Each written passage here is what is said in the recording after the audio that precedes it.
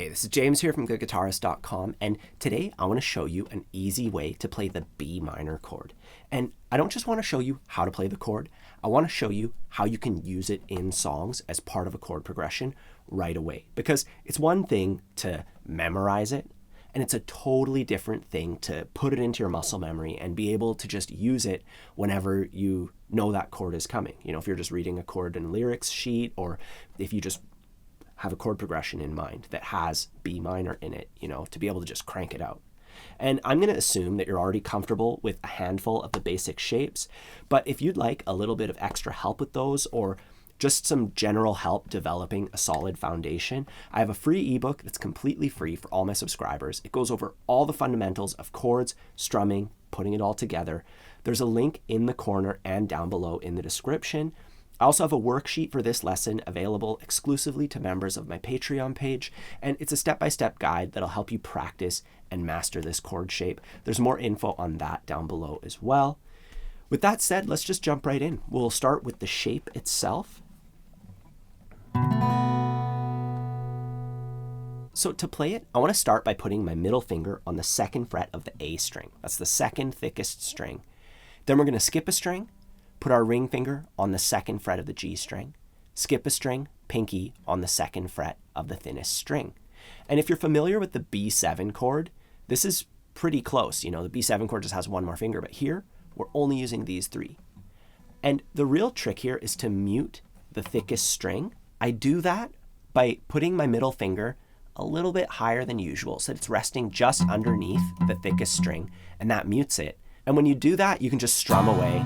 You don't have to worry about missing the undesirable string. You know, if it's in there, it changes the overall sound. We don't want that. Now, it's really important with this shape that you arch your fingers quite a bit. See there how much I'm curling my fingers? Because if you let them sag, you'll be missing the open strings. Whereas when I arch them enough, we can get them all to ring out. So you might have to adjust your elbow, adjust your wrist, you know, get your thumb in a good spot, do what's comfortable, and try to get those open strings. Just a quick recap of the entire chord shape.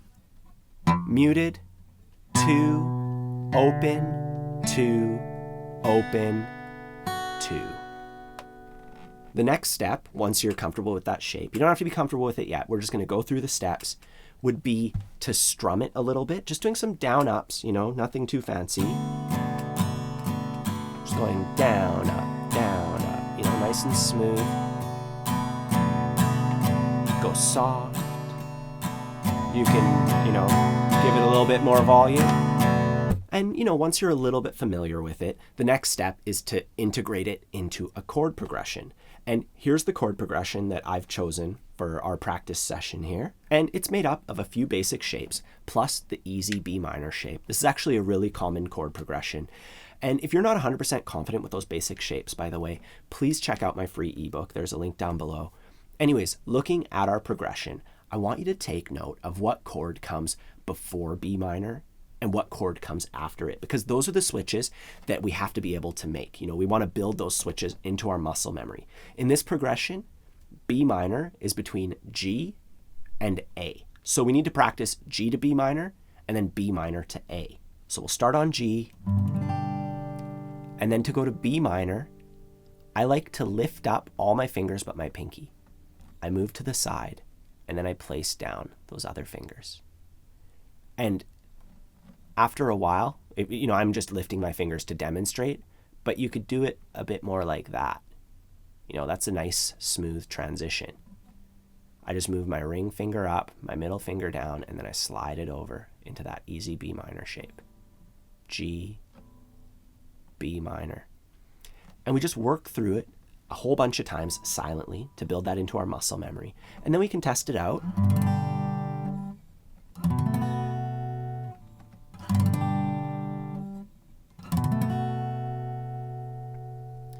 And then we go from B minor to A. And if you play A like this with these three fingers, it's really easy. You leave your ring finger down, and then the other two fingers just kind of go towards it. So that's B minor, and that's A. And that's like a super simple switch. Or you could switch to A minor, or to A major, sorry, that way.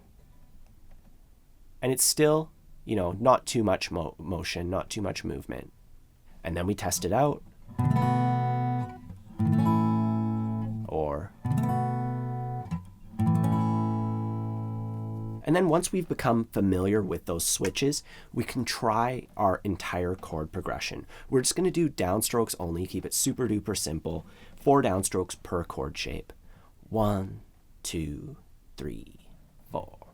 2, 3, 4, G, 2, 3, 4, B minor, 2, 3, 4, A, 2, 3. One more time.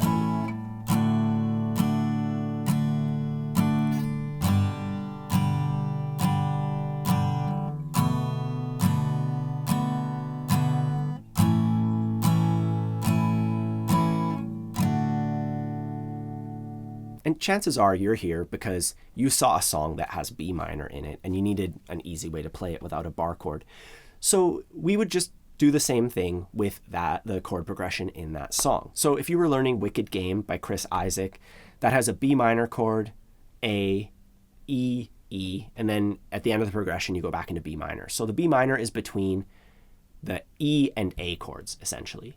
And you would practice E to B minor to A separately, isolate them, and then once you're used to that, you could try the entire progression with downstrokes only, and then you would add the rhythm. Either way, that's an easy way to play a full sounding B minor chord. If you need help going through this, there's that worksheet exclusive to members of my Patreon page, and if you haven't gotten your copy of my free ebook, there's a link down below for that as well. Have a fun time practicing, and I'll see you soon.